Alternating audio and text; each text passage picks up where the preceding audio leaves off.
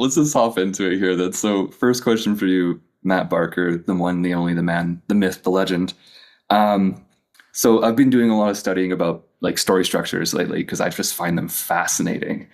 But one question I've been dying to ask you is like, what's your personal favorite story structure you use for personal stories? Not so much authority pieces, but for how you relate your personal story to your audience. Nice. Yeah. I'll actually have to just pull that up now because I can't remember off the top of my head. Yeah, yeah, no worries. If you want to share your screen or you don't have to, but if you want to, you can too. Yeah. Okay. Cool. Hold on. Let me just pull that up. Um, I'll talk through it. Um, Who can share it? Why the hell?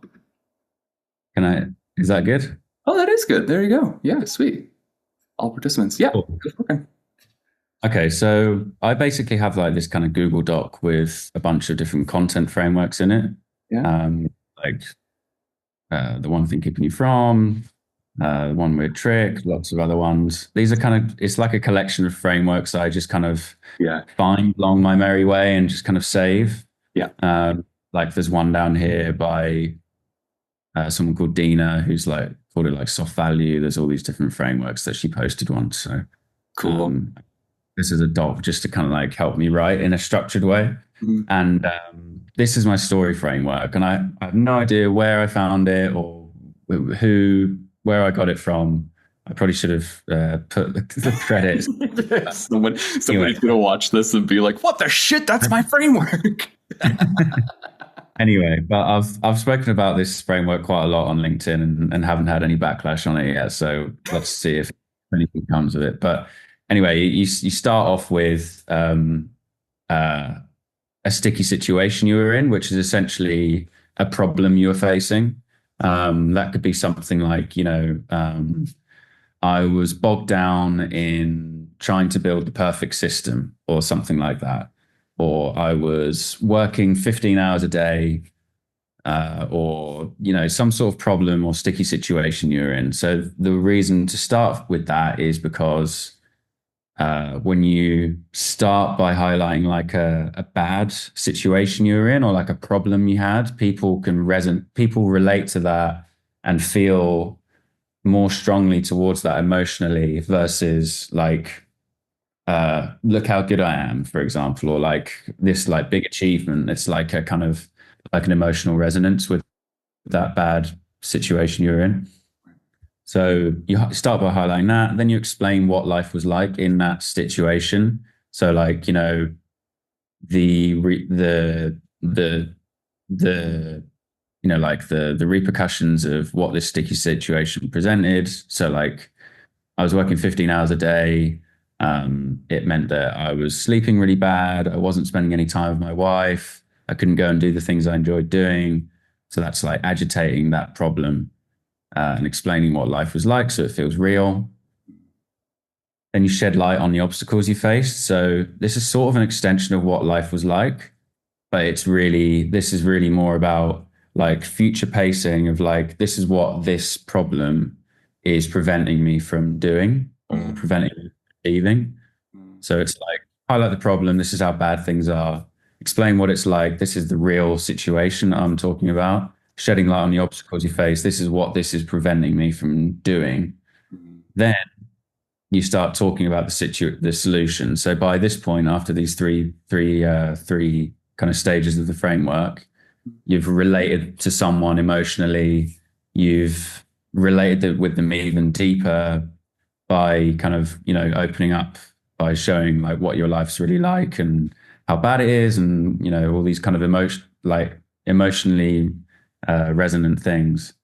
Then you start talking about the solution. So you call to then what this aha moment was. So like the moment it changed, for example. So like what was the thing? So if I was stuck working 15 hours a day, it was stopping me from spending time with my wife. And the obstacles that were in my way were I, I wasn't able to live the fulfilled life that I was hoping I would. Yeah. But then one day I came across this insert solution. So Right, right, right. or I came across this guy who was talking about how good videos are on LinkedIn.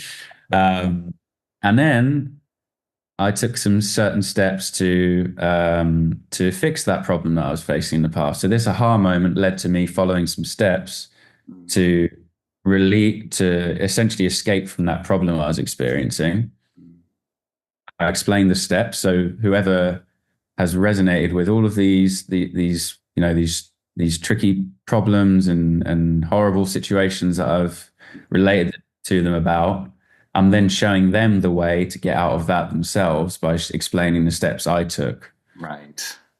And then we skip to the end result, which is, what's my life like now? What was the life like after you escaped from that and after you took those steps that you took? Mm, That's essentially showing them that, like, the reader, that, you know, you can get from this really awful situation at the start to this much better situation at the end. And I've just shown you how. mm. And in the meantime, and in the process of, I've related to you emotionally, I've shown that I understand you and you understand me. But I've also paved the way for you to escape that situation as well. So you're kind of following me on the journey of getting out of that problem. So cool, man. Okay, so I know this question was about personal stories, what I just asked. Like, this is your personal story, what you've been through. Can this story structure also apply to somebody who may not have, like, they don't have the type of business where they've personally done it, but they've done it for other people, right? Like for you, you're a content guy, same here, right? Like I used to suck at content. I figured out how to make it work. Now my content does good. It's really easy for us to do something like this. But I'm thinking for somebody who is like, helping, I don't know, coaches or like agency owners or whatever, and maybe they don't do the same thing as the agency owners. They help them with a different thing. Like, would this Mm. same story structure sort of apply to that? Yeah, for sure. It can, instead of I was in this sticky situation, it would be uh, insert name person was in this sticky situation. And then it essentially becomes a commentary of their situation. So, like, a client Right. result, or like a friend, or uh, you know, anyone, any other person, you can still follow this exact framework. And this framework actually works really well for for like sales posts, I guess, on LinkedIn. So if you have like a really good client result, or like a really good transformation that you had with a client, or um, it could be even like if you're a boss at work and you helped an employee get out of a bit of a tough situation, like if their mindset was like all over the place, and you as a leader, as a boss, like help them go from like feeling really down about themselves and help them get to like feeling really confident about what they're doing and getting some like really big wins at work. Like, it can work in all those different ways. So it's a really like multi-purpose framework, I think. That's dope. Cool. So it doesn't just have to be personal stories. It doesn't just have to be sales posts. It can also just like be inspiring kind of style content as well. That's fascinating. Yeah. I like that. Okay, cool. That's a great answer. Thank you. That's answer to question number one. Well done. I'll ask you the second one. Okay. What do I got here? All right. Oh yeah, I've been really curious to ask you this actually because um, I've noticed a lot of people focus at the beginning. They focus quite heavily on growth. I look back in your post. I saw you and Luke had that competition, right? You're trying to get to 100K first and all that. And I noticed that's a common trend with a lot of successful people on the platform as they focus on growth. And then once they've achieved growth, they pivot to more like authority style content. Unless you're Lara Acosta, who just perpetually grows to infinity and beyond. Um, so how do you balance that? Like, is that the play for people when they like starting out on LinkedIn, or how do you approach that, and how do you recommend others who might not be at 100, whatever you're at now, 150K followers or whatever? Like, how should they approach it? I think it completely depends on what outcome you're looking for. Someone who's looking to become, I'll say, an influencer, just because that's like a commonly known kind of type of person. If you're someone who wants to become an influencer, you want to get paid to promote different products. You want to get paid to collaborate with brands. You want to get paid to, essentially just post online, then from the offset, your goal is going to be, I need to grow. I need to get loads of impressions. I need to get loads of followers. I really need to amass a large audience here, because I know that brands will come to me at a much faster rate and be willing to pay me a lot more money to do these collaborations and be associated with their brand if I have a bigger audience, if I have these bigger assets in terms of, I can post once and get 200,000 impressions, or I can post once and get 1 million impressions, for example. That's like incredibly valuable for brands. So that's like one type of person who I think should be focused on hyper growth from day one. The complete opposite side of that is like a small niche business owner who, again, has a very niche audience. They run a small business, work with, a handful of clients, is very much just looking to build, either a lifestyle business or just run a very easy to run service business that they can run by themselves or with a small team. For that type of person, I don't think growth is necessarily that important, because it doesn't tie into your goals. Because if your goals are very much revenue related and very much business related, then you can just build a small audience around what you do and the things you believe in and the niche that you're in. And that can be enough, because you don't need all these, you don't need volume, you don't need loads of impressions. That stuff just generally isn't particularly useful for your goal. But then it becomes complicated when you have a hybrid of the two, where it's someone who, and I've become a decent case study for this, and I've been going through it, so it's a bit of a painful one, but where you start out as a small business, you're a small business essentially, and you're working with clients, you offer a service, but then your audience is growing, and you also have this kind of side of your business that can also be a volume thing. So it's kind of like you end up building a big audience because of just your content is doing well, and you've found the kind of the way to grow.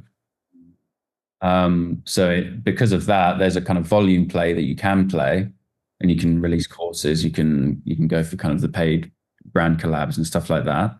But then you've also got kind of the client work and the service side of it, and with that, to make that really go well and get that humming and ticking over and constantly attracting new opportunities, you need to be putting out more niche content. So it's like there's a balanced approach that's required. And this is why whenever I work with someone, all my clients and all my customers, anyone who's gone through any of my courses, it's always a balanced content strategy, because when you have that balanced approach, you can essentially be that hybrid where you can grow. It might take you a bit longer. It might be a bit slower than, just going full pelt on growing your account. But what you can do is you can build a good business in the process. You can talk about your niche, you can talk about your client results, but you can also be super broad at times and just attract an audience that is interested in you, is interested in the broad interests that you have. Yeah.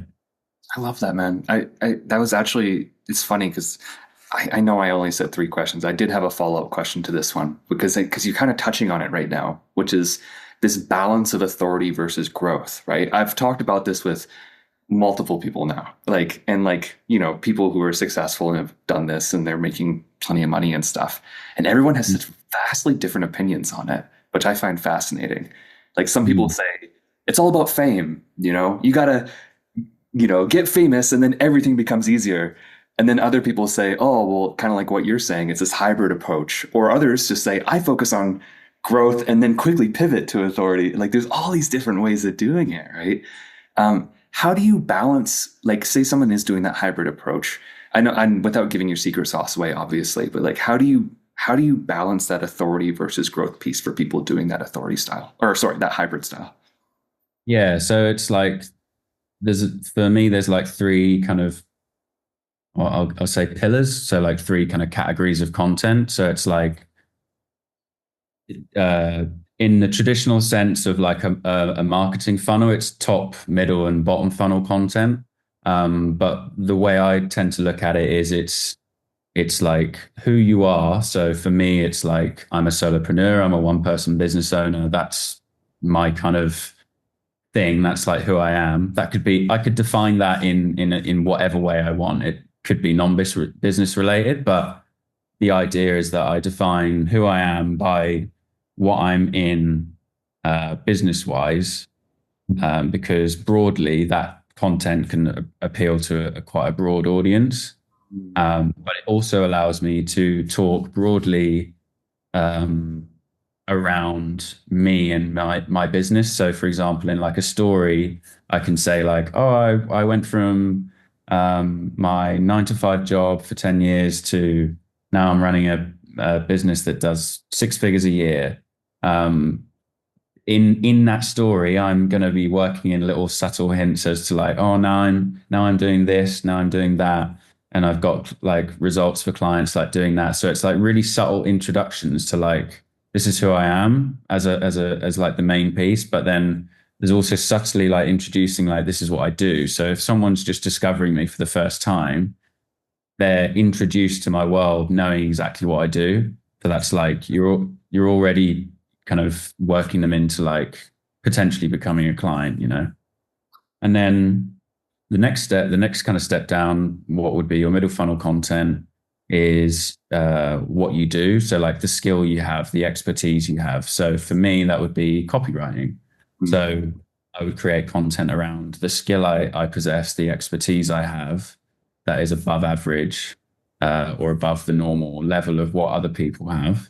So I can use that to kind of, you know, show authority, show people that I know what I'm talking about, show people that I can find solutions to many different problems in the copywriting world, and essentially prove that I'm an expert at what I do. Which That you, builds you're so builds good. a lot. You're so That good. builds trust and I builds trust, and it shows that people that I know what I'm doing. And then there's the third tier of it, which is like the service you provide, the product you offer.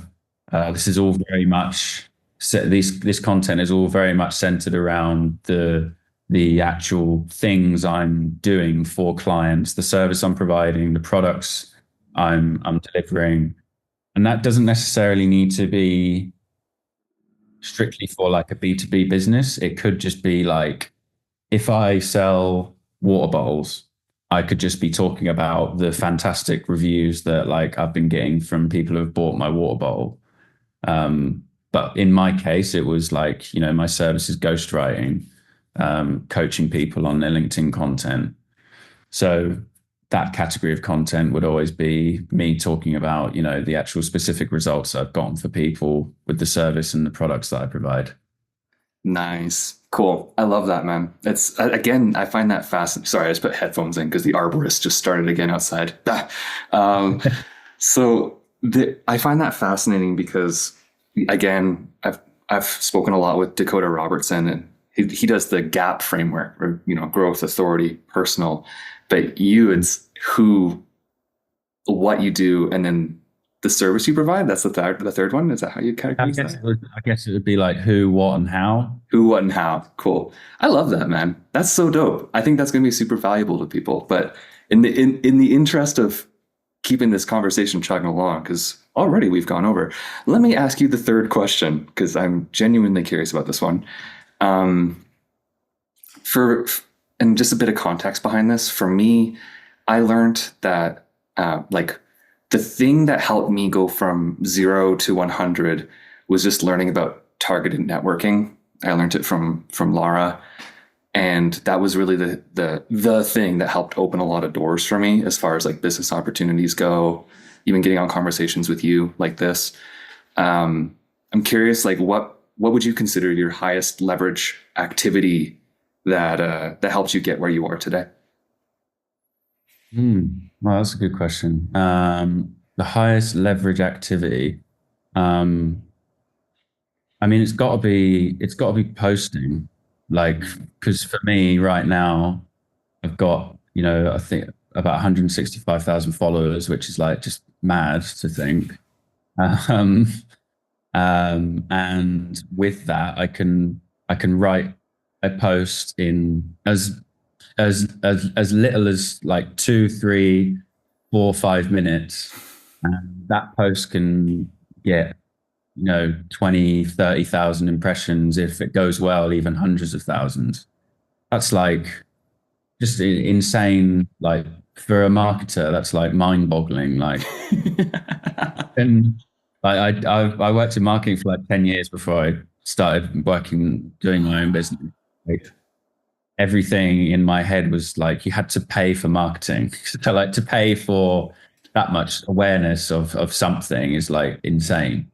But to be able to log into a social media platform and just do that and get all that for free, essentially, that's like insane. So that would, in the past, I've launched new offers using a single LinkedIn post. Cool. Sold out like 3 spots within a week of a new offer.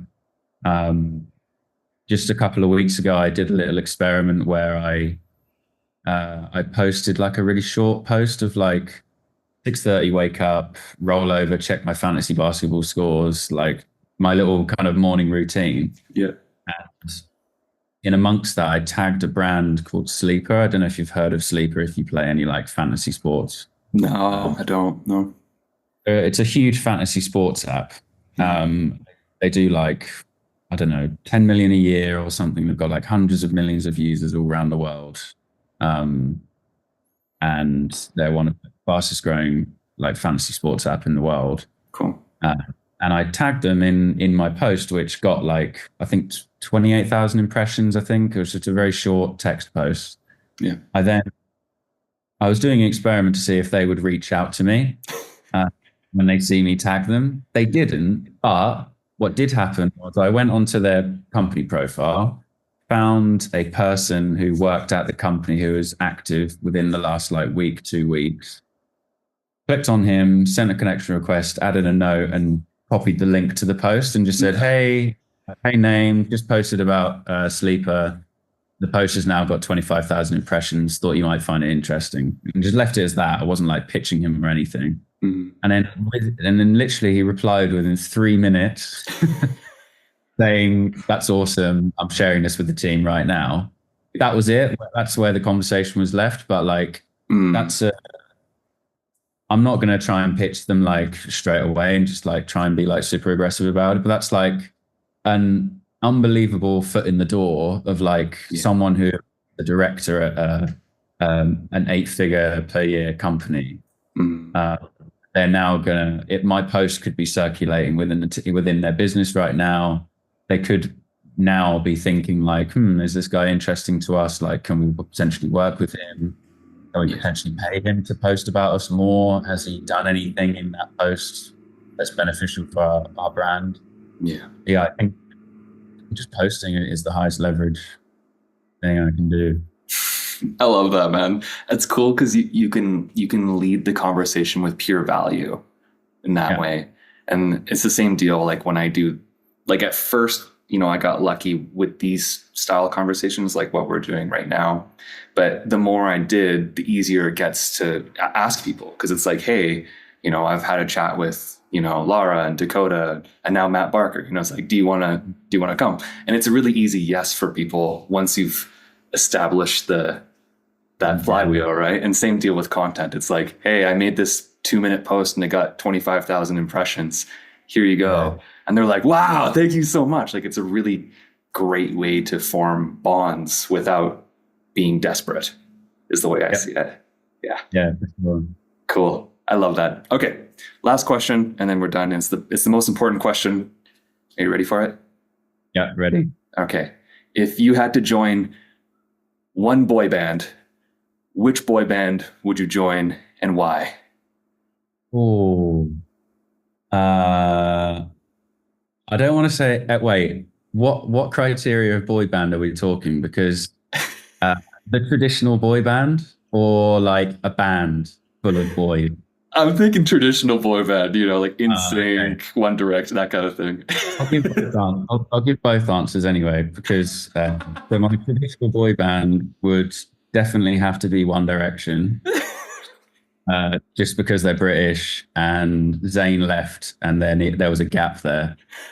That The you could guys, fill. there's a big gap. And then the my alternative answer would be Arctic Monkeys, Nice. they're a band that I absolutely love and have seen like 8 times live. Sick. Okay, both great answers, man. I didn't know. You know, you're familiar with your One Direction politics. I didn't know that. Like, I don't. I didn't know it was Zayn. Yeah, they're a big deal in the UK.